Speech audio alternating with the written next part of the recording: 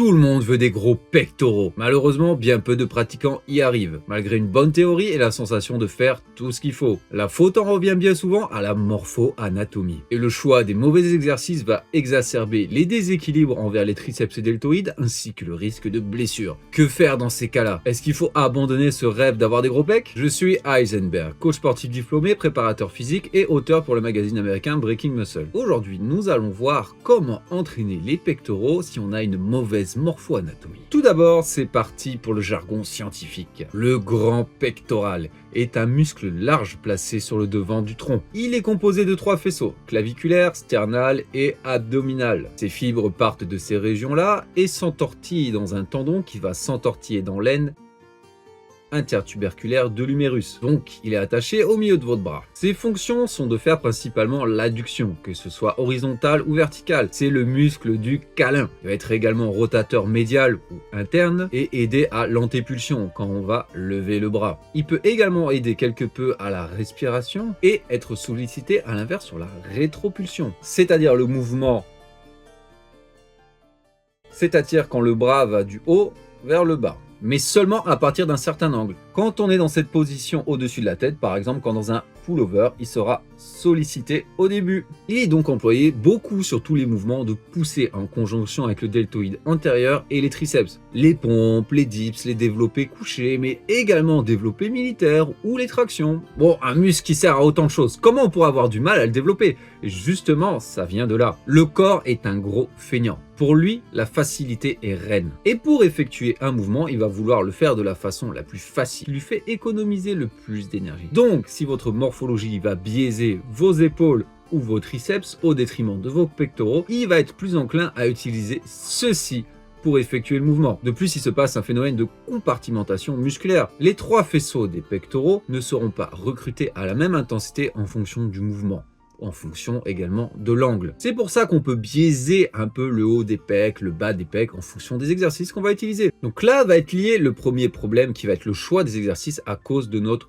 morphologie. S'ils ne sont pas adaptés, on va biaiser d'autres muscles ou les faisceaux qu'on n'a pas forcément envie de mettre en priorité. Regardons un peu c'est quoi une mauvaise morphologie avec moi. Magnifique photo qu'on peut voir à jeun le matin sans congestion. Oui, je pose. Je suis l'archétype de la personne qui n'est pas faite pour faire du développé couché et avoir des gros pecs. Premièrement, la longueur des bras. J'ai les bras bien longs, 1,95 m d'envergure pour 1,85 m de hauteur. En plus de la longueur des bras, c'est surtout la longueur des avant-bras qui va être également pénalisante. Par exemple, si vous avez de longs bras sur un développé couché, il faudra descendre encore plus bas pour que la barre touche votre poitrine. Pas besoin d'avoir fait maths sup pour comprendre que par rapport au phénomène de levier, ça ne sera pas efficace pour soulever lourd. Et il risque de se passer un surétirement du pec. Donc, en plus d'être moins bien recruté, il pourrait se déchirer. Et ça arrive bien plus que ce qu'on croit. Ensuite, avoir une cage thoracique plate et peu épaisse. Vous les reconnaissez, ceux qui ont un torse de gorille, comme une barrique, un tonneau. Ceux-là, ce seront ceux qui seront les plus doués. Car généralement, ça va s'accompagner de pectoraux bien longs. A l'inverse, si vous avez les épaules, les deltoïdes longs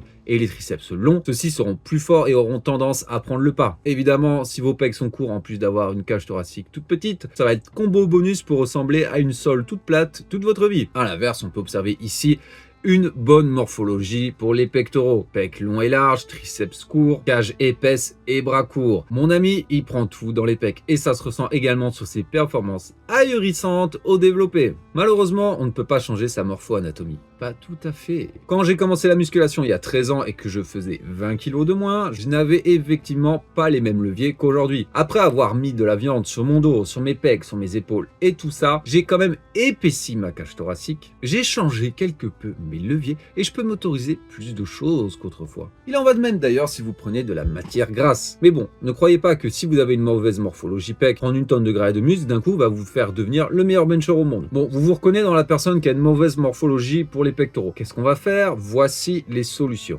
Tout d'abord, ça va être de réduire l'amplitude. Et oui, surtout si vous avez les avant-bras méga longs, descendre bien bas sur le mouvement va surétirer vos pecs, ce qui est un risque de blessure. Par exemple, comme on peut voir sur Kevin Levrone. Ses pectoraux ont toujours été en retard par rapport à ses épaules et ses triceps. Et ça n'a pas manqué. Il s'est déchiré 2 fois les pecs et n'est jamais devenu Mister Olympia. Même John Meadows, qui pourtant n'avait pas les bras longs, recommandait de ne pas descendre jusqu'en bas, à l'incliner afin justement de protéger nos épaules et nos pectoraux. Pierre Le Sueur également est fan du développé couché à la barre. mais avec une amplitude partielle. On peut également obtenir le même effet en cambrant, en utilisant une posture un peu plus comme les powerlifters. Ça va diminuer l'amplitude et les tensions mises sur vos pectoraux. Et d'autres exercices ont de manière innée une amplitude plus réduite. Par exemple le floor press, qui est un développé couché au sol. Excellent pour vous si vous n'avez pas une bonne morphologie pour les pecs. Enfin, on peut également utiliser des résistances accommodantes, bandes ou chaînes. Par exemple, en bas, il n'y a que 60 kg et en haut, il y a 100 kg. À l'endroit où le plus de tension sera mise sur votre zone critique, il y aura moins de charge, moins de risques, mais en haut, vous pourrez quand même bien forcer comme un goré. En gros, ça ne sera pas forcément la peine de descendre plus bas que les coudes parallèles au sol. Deuxième astuce, dans le même esprit, c'est d'éviter d'avoir les coudes qui flairent, comme on dit en anglais. C'est-à-dire super haut. Là encore, on va s'inspirer des powerlifters et resserrer un peu les coudes et resserrer notre prise. Ça va mettre moins de tension, moins d'étirement sur le grand pectoral. Et ça, on peut très bien le faire avec les haltères, comme avec la barre ou la machine. Sur cette dernière, on peut également même utiliser une prise neutre où on va avoir encore plus les coudes rentrés et encore moins de mauvaise tension sur nos épaules. C'est un réflexe humain qu'on peut par exemple souvent observer avec les pompes. Les gens vont avoir les coudes très hauts et ressembler à un T vu d'en haut. Mais malheureusement, ça va mettre beaucoup de tension sur leur épaule. Si vous faites la même chose à la barre, aux haltères, aïe aïe aïe, attention à la casse dans les années qui viennent. Troisième astuce, ça va être de favoriser les exercices d'isolation, évidemment. Dans les exercices polyarticulaires, on ne veut pas que les muscles antagonistes prennent le relais. Les biceps vont beaucoup aider lors des écartés et les triceps et les épaules lors des développés. Mais lors des exercices d'isolation, le gros du travail va quand même être porté sur les pectoraux. Là, avant tout, ça sera technique à prioriser. N'ayez pas peur des séries longues, comme 15 répétitions, afin de vraiment fatiguer les muscles auxiliaires et vous concentrer sur ce qui vous intéresse. Si vous faites des écartés aux haltères, ne montez pas tout en haut afin de garder la tension sur les pectoraux. Mais là, les poulies ou les machines seront préférables afin de garder une belle courbe de résistance et une tension sur le pec accrue tout le long de l'exercice. Aux haltères, essayez les écarter en décliné pour être pas mal afin de réduire cet étirement trop prononcé sur nos pectoraux. Ensuite, tout simplement, virez le travail du deltoïde antérieur. Déjà de base, c'est pas la peine de trop en faire, surtout pas en isolation. Les élévations frontales, c'est à réserver uniquement aux personnes qui ont des épaules rabougries. Ce muscle va tout le temps être stimulé par tous les développés qu'on va faire, qu'ils soient inclinés, déclinés, les dips, les pompes ou le militaire. Est-ce que c'est vraiment la peine d'en rajouter en plus, surtout si pour vous c'est un point fort et que vos pectoraux sont un point faible? Non, comme on l'a dit, le corps est un feignant. Si vos deltoïdes sont trop forts, le corps va les prioriser. Donc vous arrêtez tout ça. Je vous garantis, croyez-en mon expérience, regardez ces vidéos, je ne fais jamais, mais de fait 10 ans que je n'ai pas fait d'isolation pour le devant des épaules. Ça ne me sert à rien. Ensuite, ça va être de vraiment essayer de maximiser la connexion muscle-esprit avec les pectoraux. Oui, ça peut s'apparenter à de la broscience, mais je vous garantis que la connexion muscle-esprit peut être utile pour l'hypertrophie. Essayez de vraiment le contracter, de le sentir, de le recruter. Pour ça, par exemple, l'isométrie peut être efficace. Par exemple, ce drill de John Meadows à effectuer avant chaque séance. Un petit peu d'isométrie, on force 15-20 secondes contre un objet qu'on ne peut pas déplacer afin d'augmenter le recrutement nerveux. Ou bien on peut faire des pauses en bas du mouvement pendant 1 seconde ou en haut selon qu'on utilise des machines ou des poulies et contracter au maximum pendant 1 à 2 secondes ses pectoraux. On peut également utiliser des tempos plus lents dans cette optique, surtout sur le concentrique. Par exemple, 3 secondes de descente, 3 secondes de montée. Essayez ça sur des séries de 12 à 15 répétitions au décliné haltère, je vous garantis que vos pectoraux vont s'en souvenir. Ensuite, autre astuce, ça va être de prioriser les petits angles. De toute façon, de manière générale, le développé couché à plat n'est pas le meilleur exercice pour les pectoraux, que ce soit aux haltères ou à la barre. Oui, ça suffira amplement si vous avez une super morphologie pour les pecs, mais sinon, la science comme l'expérience ont montré que ce n'était pas le cas. Les déclinés vont légèrement plus stimuler la portion basse des pectoraux, tandis que les inclinés, la portion haute. Mais là encore, il serait bon d'utiliser des petits angles, entre 15 et 30 degrés maximum pour les inclinés et à peine 10 pour les déclinés. Les EMG ont montré que les petites angulations mettaient plus le stress sur les pectoraux que les autres muscles. Et si vous avez une angulation trop importante, ce qui est souvent le cas sur les bancs déjà pré-réglés dans les salles de sport à 45 degrés, vous risquez plus de ressentir malheureusement vos deltoïdes que vos pectoraux. C'est pas grave si vous avez un point fort pec, car c'est eux qui vont prendre le relais, mais si c'est pas le cas, je vous recommande d'éviter. Pas trop de travail à plat et pas de gros angles. Attention cependant avec l'incliné, si votre faisceau claviculaire, c'est-à-dire le haut des pecs, est vraiment sous-développé par rapport au reste.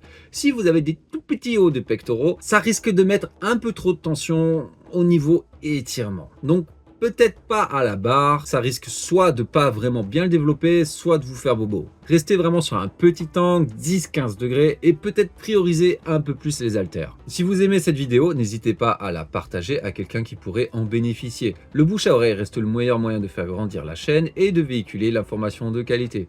je vous embête pas plus. Ensuite, également, on peut faire moins de travail de barre. Les études ont montré, par exemple, que les haltères étaient plus efficaces pour recruter les pectoraux de manière générale. Et moi, je vous le dis personnellement, encore mieux, une bonne machine. La tension qui sera appliquée sur le muscle est vraiment incroyable. Et le risque de blessure de manière générale sera beaucoup plus bas. Le travail de barre, et pourtant j'adore le développé couché à la barre, est plus à réserver dans une optique de force. C'est excellent pour recruter un maximum de masse musculaire et de les faire travailler avec synergie, mais si vous voulez vraiment cibler vos pectoraux, ça va être compliqué, sachant de plus que c'est l'un des exercices qui met le plus de tension sur vos épaules, votre coiffe du rotateur et le risque de déchirement des pecs. Donc on arrête ça. Le ratio stimulus-fatigue sera plus intéressant sur d'autres exercices. Croyez-moi, j'en sais quelque chose. J'adore le développé couché, j'aime la force. Et là, ça fait 4 mois que je n'ai pas pu en faire car j'ai une blessure à la coiffe des rotateurs. Alors, je sais que là, les photos que je vais vous montrer sont un peu floues car mon téléphone est cassé, mais vous pouvez voir qu'entre il y a 2 mois et maintenant, j'ai pris significativement des pecs et surtout du haut des pecs. Pourquoi ? Depuis tout ce temps, je ne fais plus de développé couché à la barre. À la place, je fais de l'incliné à la barre, de l'incliné aux haltères, du décliné aux haltères et des machines ou des écartés quand je peux en faire. Des petits angles, moins de barres et j'ai sacrément pris du haut des pectoraux. Bon, après, moi, je sais ce qu'il faut faire pour gagner des pecs. C'est juste que j'étais plus intéressé par la force que le développement musculaire à ce moment-là. Voyons voir à quoi pourrait ressembler un programme de pectoraux pour quelqu'un qui a une mauvaise morphologie. Je suis généreux, je vais vous en montrer 2. Un pour les personnes qui seront un peu plus débutantes et un pour les personnes un peu plus intermédiaires avancées. On va commencer par du décliné haltère. Rien de tel pour activer, bien chauffer et recruter vos pectoraux. Ensuite, on va passer sur l'incliné à la barre. Idéalement, pas un trop gros angle. Là, on va rester dans la technique, bouger le poids explosivement sur le concentrique afin de développer quand même de la force, mais également de la viande. Puis, on va se finir sur des écartés. Vous pouvez le faire à la machine ou à la poulie. Sur chaque répétition, on bloque 1 seconde. On essaye de contracter au maximum ses pectoraux et bien les ressentir. Sur la version avancée, j'ai rajouté une petite chaise presse pour encore plus de congestion et des petites techniques d'intensité pour vraiment vous la coller. Essayez-moi cette séance, vous m'en direz des nouvelles. Vous n'avez qu'à rajouter un peu d'épaule ou un peu de triceps derrière. Mouah. Après, évidemment, ces conseils, si vous êtes débutant, oui, ils peuvent vous aider à gagner du temps. Mais quand vous êtes débutant, votre priorité, ça va plutôt être de gagner de la masse et de la force de manière générale. La morpho-anatomie, c'est bien, mais construire une base solide sur les mouvements pour les articulaires de base, ça sera encore mieux. Ensuite, étant donné qu'a priori c'est un point faible pour vous les pectoraux, rajouter une deuxième petite séance pec, ça serait pas forcément une mauvaise idée. Peut-être quelque chose avec des temps de repos un peu plus courts pour favoriser la congestion et la connexion cerveau-esprit. Bon, et que faire si on a une bonne morphologie des pectoraux ? Vous faites ce que vous voulez. Le coucher à la barre, il n'y a pas de souci, allez-y, régalez-vous. Moi, je vous conseillerais personnellement d'utiliser les exercices soit qui vous motivent le plus, soit sur lesquels vous sentez le mieux vos pectoraux. À moins d'être quelqu'un d'extrêmement discipliné, être motivé par son entraînement reste la meilleure façon de s'assurer que non seulement vous allez le faire, vous n'allez pas louper de séance, mais vous allez y mettre une intensité qui vous permet de gagner du muscle. Et ça, c'est la clé. Alors voilà, dites-moi ce que vous en pensez en commentaire. Est-ce que vous avez une bonne ou une mauvaise morphologie pour les pectoraux ? Est-ce que les ajustements dans votre entraînement ont-ils apporté des fruits ? N'hésitez pas à me le dire, tout commentaire booste l'algorithme. Allez, à la prochaine.